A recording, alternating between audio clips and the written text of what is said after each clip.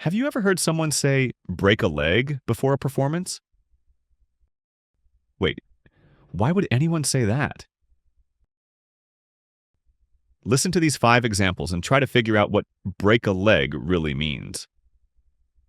Before her piano recital, her teacher smiled and said, break a leg. I told my friend to break a leg before his job interview.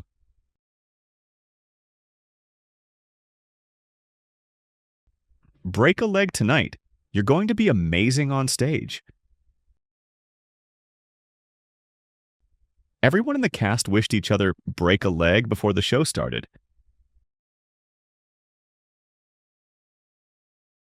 He texted me break a leg just before I went in for the audition. So, does it really mean they want someone to get hurt? Let's look at a clue.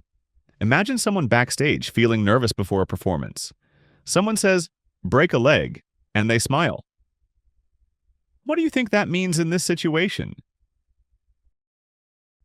Break a leg is a way to say good luck. It's commonly used in the performing arts, like theater, music, or dance. But people also say it before big events like interviews or presentations. The phrase is meant to wish someone success in a fun and superstitious way.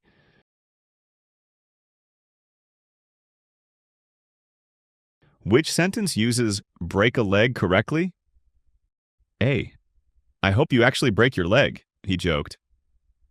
B. I broke a leg on my way to school. C. Break a leg, she said as I stepped on stage. The correct answer is C. Break a leg is used as a way to say good luck.